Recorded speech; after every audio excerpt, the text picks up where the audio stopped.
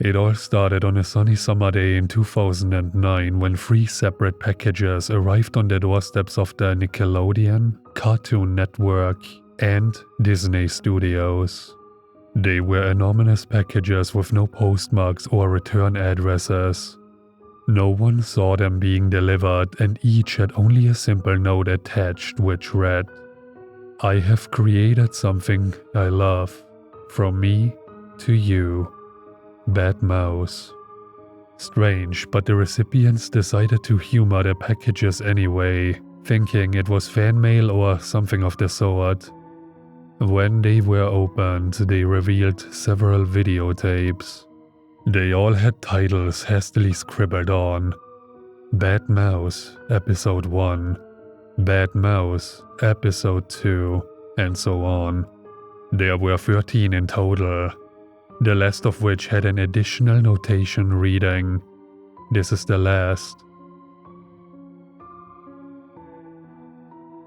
As the contents of the tapes, they contained what everyone assumed to be a bad mouse, who was a mouse sock puppet, complete with 2 large ears, eyes, and buck teeth, all clearly made with paper. But it had arms that were clearly stitched on in post and a cartoony tail that did not match the rest of the sock puppet. All of the tapes were in black and white and had very simple premises. In a high-pitched and nasally voice, Bad Mouse talked about numbers, the alphabet, animals, colors, and other really straightforward topics. They were only about 4 or 5 minutes long each, with no background music, title cards, or anything. Just Bad Mouse talking. Nothing was too unusual or frightening about the show, so to speak. Clearly it was done on a very low budget, but what exactly was the point of it? It surely would not entertain anyone over the age of 3. Some dismissed it as some kind of stupid prank, while others joked that whoever delivered these tapes to the studios was banking on Bad Mouse being made into an actual show. Unfortunately, that was not how it worked, and after all the episodes were viewed and everyone got a good laugh at someone's pitiful attempt at stardom, the episodes were all dismissed and promptly canned. Though there were some who found Bad Mouse to be unsettling and creepy, but they would never bring that up in front of their colleagues. That was supposed to be the end of it, but just 1 week later more packages arrived, with the note now reading, "From me to you, Bad Mouse." The "I have something I love" being notably omitted. Inside the packages were 13 tapes, just like last time, and when everyone gathered to watch them, they were actually surprised. While each episode was about the same length as before, the show actually had color, plots, music, title cards, more sock puppet characters, and environments, though it was still clearly made on the smallest ounce of a budget. The visuals and effects were shoddy at best. Whoever was voicing Bad Mouse clearly voiced the other sock puppet characters as well. There was a strange hum of static in the background, and occasionally a loud beeping noise came from out of nowhere and bloodied the ears of all who heard it. Needless to say, it was not nearly enough to convince the executives to even fathom the idea of greenlighting it, and Nickelodeon, Disney, and Cartoon Network all tossed the tapes into the garbage.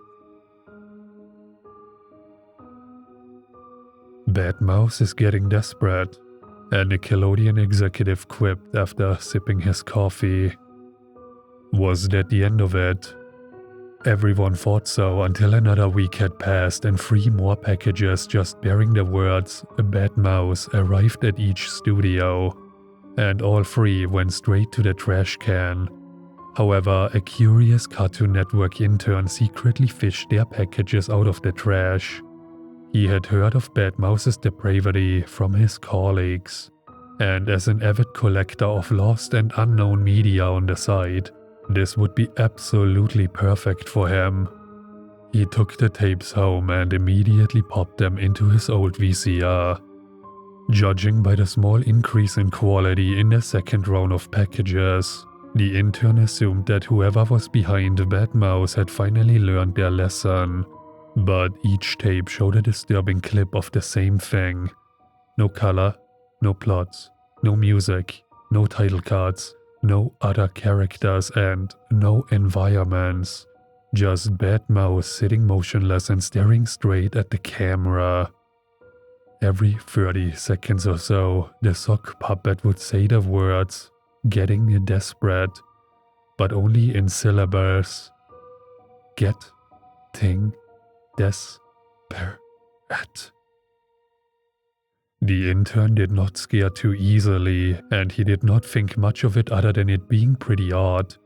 Shrugging, he popped the tapes out of the old VCR, placed them with his other tapes and DVDs he had acquired throughout the years, and went to bed. No more packages showed up after that. No more tapes, no more Bad Mouse. The whole ordeal seemed to be over. And it was. Until about a year later, when Nickelodeon, Disney, and Cartoon Network's channels were all hacked. By that point, everyone had basically forgotten about Bad Mouse. It was now just a fleeting memory of some desperate and depraved soul thinking they would make it big. Something to bring up if you wanted to point and laugh. But the first signs of trouble were on Nickelodeon, specifically Nick Jr. The characters Moose and Z had in-between blocks where they provided information and education between shows. On the morning of July 12, 2010, a segment where Moose was supposed to teach the audience about names was hijacked by none other than Bad Mouse. In the middle of speaking, Moose went frozen and silent. The music cut out and the screen glitched until Bad Mouse was there for the entire world to see. Though no one watching at home would recognize what they were seeing, the network executives certainly did. Bad Mouse spoke to a bunny character which was clearly just a stuffed animal and was aptly named Bunny, about the importance of sharing. The mouse sock puppet ripped the toy truck out of Bunny's hands and ran away laughing, while Bunny just stood there, staring at the camera for about a minute. After that, it switched to a scene of Bad Mouse riding a little bike through a very poorly made cardboard field. A kindergarten play could create better sets than Bad Mouse ever could. He sang this song that sounded like complete nonsense in a voice that would make ears bleed. "That petty SOB," said one network executive. It seemed that if they did not air Bad Mouse, then a Bad Mouse was just going to do it themselves. The network executives were too embarrassed to simply power down the channel over what was definitely a stupid prank. They thought just slapping the technical difficulty screen on it would do the trick every time, but that did not stop Bad Mouse. For the next 2 weeks, all the shows on air were cut off and the broadcasts became a mess due to Bad Mouse jumbling everything up. Bad Mouse would always return, just playing the same 13 crappy episodes on repeat. Calls were made by angry parents and their confused children, and each channel promised to resolve the issues, but they never could. While all 3 channels were determined to solve the issues, in the grand scheme of things, no one took them that seriously. They came off as more annoying than anything. Nickelodeon, Disney, and Cartoon Network made it absolutely clear that this was not their doing and that their broadcasts had been hijacked. And they did not know who it was or where it was coming from. With those statements out to linger in the air, the internet began to fill with rumors and speculation. Everyone was curious about the problems their children's channels were having. There were still people assuming it was just a very clever prank and was the work of people who had nothing better to do. Others had darker theories. Many of them poked and made fun of for being just as stupid as Bad Mouse itself.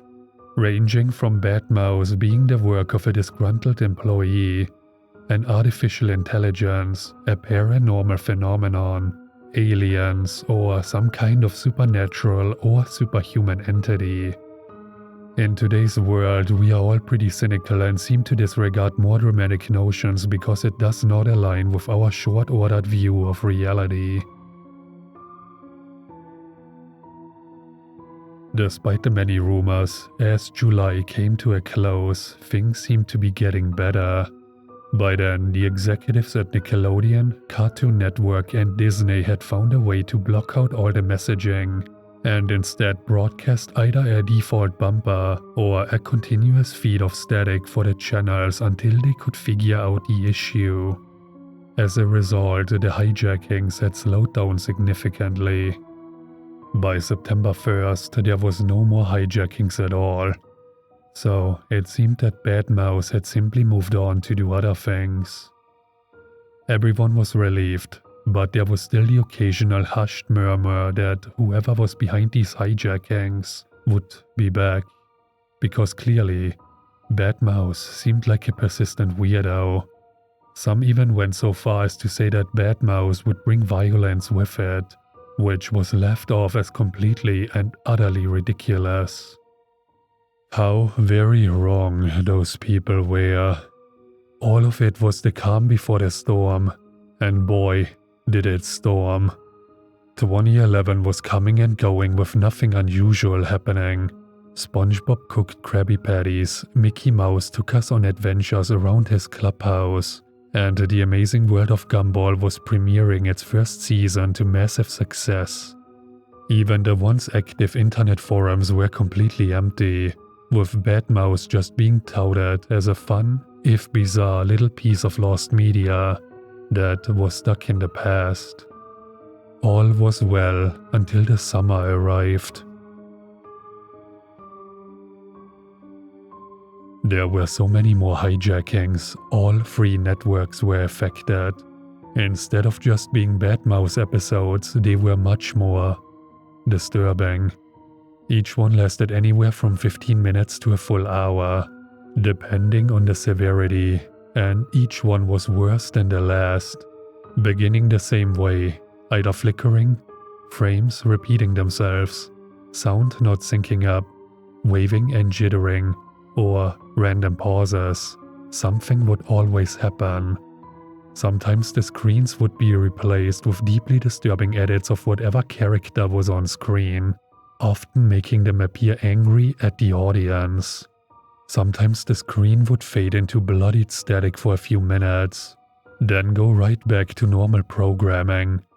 Sometimes random images and videos would flash on the screen, such as pictures of the White House on fire, footage of mice, someone walking outside at night, and random YouTube videos. But there was also disturbing imagery of people being tortured, mutilated, beheaded, people being shot at point-blank range, and even all manners of illegal pornography. Sometimes an extremely loud beeping sound would bloody the ears of all who heard it, not unlike what was heard in the first Bad Mouse videotapes, blocking out everything that was being said. Sometimes vague or threatening messages were displayed, such as, "I'm here. Is it getting desperate? I hate you all. I have to get attention. I am desperate. You love me, but I don't love you. Bad Mouse is getting desperate. I am going to show you the world. Bad Mouse is getting worse. Me, me, me, me, me, me. Attention." Some even claim to see images of Bad Mouse himself in the background of scenes of terror and bloodshed, though those were usually not very clear. Occasionally a clip of Bad Mouse would be shown and then just disappear. All of this was absolutely chilling, especially considering it was shown to young children, but it was far from over. During a hijacking of Mickey Mouse's clubhouse on the morning of July 25th, a message from Bad Mouse claimed that August 12th would be Death Day. Everyone's blood ran cold. What did Bad Mouse mean? No one could know, but the message was already out there, so everyone braced for the worst. Nickelodeon, Disney, and Cartoon Network executives were all in panic. They cut all broadcasts, including off-air and live shows, and immediately called up their network technicians. To everyone's horror, the technicians were unable to locate the origin of the hijackings. They could find no source, no one was even able to log into the programming or mess with the technical equipment, and no technician was able to determine the cause. There was no foreign software or anything of the sort. Security cameras showed no suspicious activity, arguments ensued, fingers were pointed, hard-working employees were fired without warning, and the situation looked grimmer and grimmer. This was an all-out war, and no one knew why it was happening or how to stop it. By August, the situation had spiraled out of control. It was no longer just a technical issue, but an outright attack on the three major children's networks. The situation spiraled into full chaos, with Bad Mouse still unstoppable and the networks still in chaos. By now, all the technicians who were responsible for maintaining these networks and getting them up and running had been fired, leaving all the channel's executives at a loss of what to do. All they could do was wait and see. On August 12, the atmosphere at the three studios was tense. They made the conscious decision to stay open, not wishing to appear weak or stupid, and wanting to show Bad Mouse that they were not afraid of it. Their broadcasts of beloved children's shows began as normal. For a while, everything actually seemed relatively normal. No hijackings happened yet, but just as everyone at the studios were beginning to think that they might be okay, something happened. A massacre of unimaginable brutality, a tragedy of such a scale that the world would never be the same again. In a little over half an hour, 6 napalm bombs went off, 2 at each studio. In the blink of an eye, 115 people were dead, and hundreds more were injured. They came out of nowhere, with no warning, and no way to tell who, what, or where they came from. One Nickelodeon employee was speaking with a colleague near the front doors. One moment she was laughing and smiling, sipping her Starbucks coffee, and the next she was completely and utterly obliterated. It was like slow motion. I saw her body just vaporize.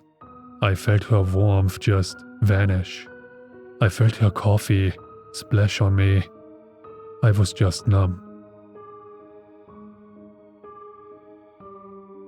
The police found a lone Bad Mouse sock puppet lying amongst the rubble at the Disney studio, charred and damn near impossible to identify what it even was. That was all they had to go on for physical evidence besides the bombs themselves, which were found to be homemade devices filled with both black powder and a highly flammable petrochemical substance, both of which were placed in 3-gallon plastic gas containers. Each one was placed in dense areas within each target to maximize the death toll. A task force of hundreds of police officers from all over the country and federal agencies converged on all 3 studios. Thousands of leads were investigated, and they all came up empty. No one saw any suspicious activity at any time in any of the studios, and no one knew who could have or would have done such a horrific thing. FBI analysts even took a look at the original tapes, the ones that were rejected by the 3 studios, to see if there was something they missed. Still, nothing. All 3 targets were devastated, but Nickelodeon building received the greatest damage, with 3/5 of the building destroyed. Much of the buildings were rendered uninhabitable by the immense heat and force of the explosions, and while they have since been repaired and remodeled, the damaged portions have been sealed off and turned into memorials. The perpetrator behind the Bad Mouse is a mystery. No suspects or leads were ever found. Clearly, they were a lunatic with an insane dream that they wanted to see realized. They went off the deep end when their show was rejected. Nickelodeon, Cartoon Network and Disney all closed for months after the incident and are still getting back on their feet today. As time went on, people began to wonder why the networks would never make a statement on the incident. Many thought that maybe it would scare everyone away from watching their programming, but there's definitely more to it than that. Nickelodeon, Disney and Cartoon Network executives were all interviewed by the press, but they were extremely vague, simply saying that they were still working on a little something to pay their respects to the victims, and they never commented on Bad Mouse itself. But the scars still exist. Bad Mouse is still burned into the minds of those who lived through it, and many are too afraid to talk about it or discuss the memories they have. But a few brave souls have come forward to share their experiences through interviews and documentaries. Even the intern was interviewed, though he wished to remain anonymous. No one knows who Bad Mouse really is, and no one ever will. People have wanted to know more about the perpetrator of such a heinous crime. It was beyond obvious what their motivations were, but the question of whoever was encrypted as Bad Mouse, much like Jack the Ripper and the Zodiac Killer, will simply never be known. All we know is that a disturbed and depraved mind exists somewhere in the world. And for that, the world is an even scarier and darker place.